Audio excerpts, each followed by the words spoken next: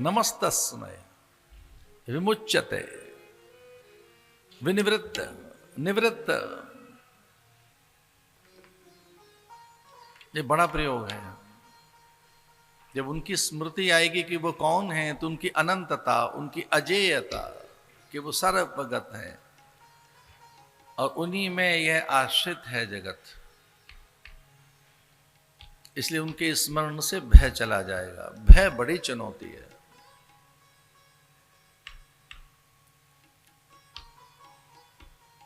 अभयम सत्व संशुद्धि, शास्त्र कहते हैं अभयता और शोक निवृत्ति विद्या से आएगी।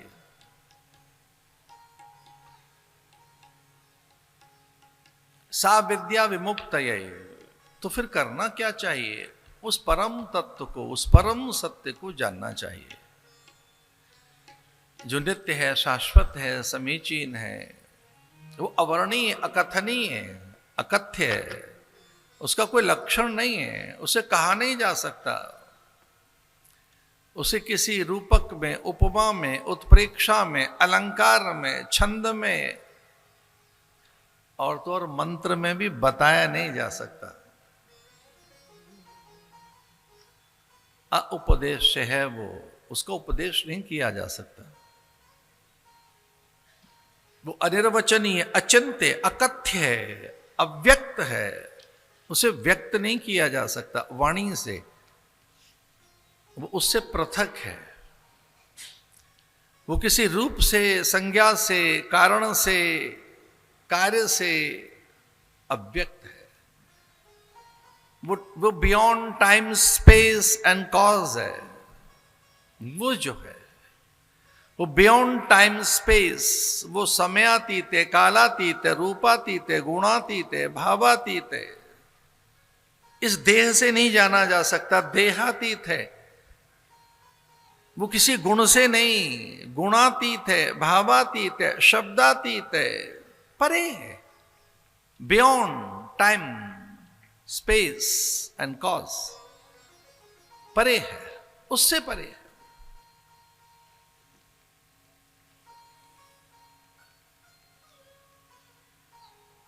उसे जानने के लिए शास्त्र कहते हैं आत्मनम तो तत्विद्धि, उसे जानिए।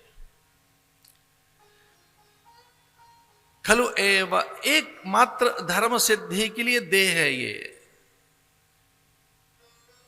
शरीर माध्यम खलु धर्म साधनम, ये धर्म को जानने के लिए देह है। धर्म माने उस सत्य को जानने के लिए, उस परम तत्व को जानने के लिए। इसे शास्त्र कहते हैं, श्रुतियां कहती हैं। ये वेद का ही सार सुना रहे हैं हम आपको। वो कहते हैं सब विज्ञेय, वही जानने योग्य है। पहले वो जानने योग्य है, सब विज्ञेय, उसे जानिए। सा माने वह विज्ञेय, वही ध्येय है, वही पथ और पाथेय है, वही आपका लक्ष्य हो। इसे सत्य जानना आपका लक्ष्य हो। सत्य क्या है?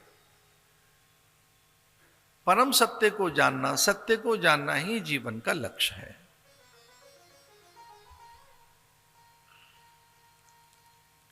अब वो वेद का ज्ञान सहज सुलभ नहीं, सबका उसमें अधिकार नहीं।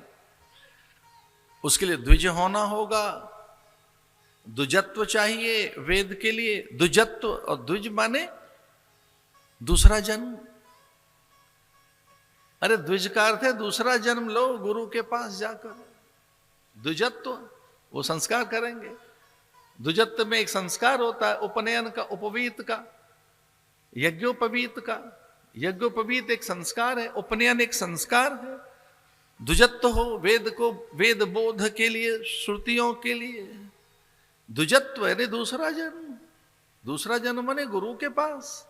एक पिंड ये जिससे माता पिता ने बनाया, और एक गुरु के यहाँ अध्यात्म के आलोक में। आध्यात्म एक जगत है, आत्म जगत, रूहानी एक दुनिया है भाई। एक जगत ये है जो सामने दिखाई दे रहा है, इसमें संबंध है। एक आत्म जगत है, एक जगत है वो जहां वो विज्ञान जिसमें ये देह नहीं, आत्म विज्ञान है वो। द्विजत्व माने गुरु के पास जाकर वह उन आत्म तरंगों में आपका बोध कराएंगे। एक नवीन जन्म, एक नूतन जन्म। कई बार तो दीक्षा भी एक नया जन्म मानी जाती है हमारे यहां। उसमें नया जन्म हो गया उन तरंगों के साथ, उस मंत्र सत्ता, उस मंत्र साम्राज्य और उस विद्या के साथ हम समन्वित हो गए, एकीकृत हो गए।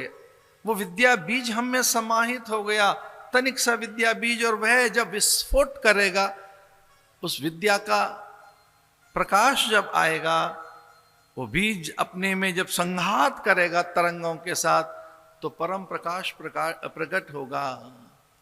द्विजत्व, तो वेद के लिए तो द्विजत्व चाहिए, उपनयन हो, उसमें तो गायत्री हो।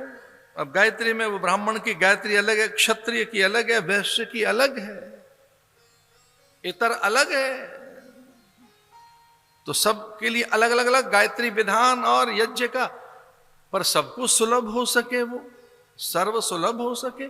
तो यह वो वेद माता गायत्री और वेद का सार है श्रीमद् वाल्मीकि रामायण। इसमें सब ऋषि प्रकट हो गए, इसमें भगवान प्रकट हो गए कि ये सुलभ है, इसे सुना जा सकता है, वो नहीं सुना जाएगा। उसके लिए एक अनुशासन है, उसे सुनने के लिए वेद श्रवण एक अनुशासन है। श्रुति ऐसे समझ नहीं आएगी, पर यह सुना जा सकता है।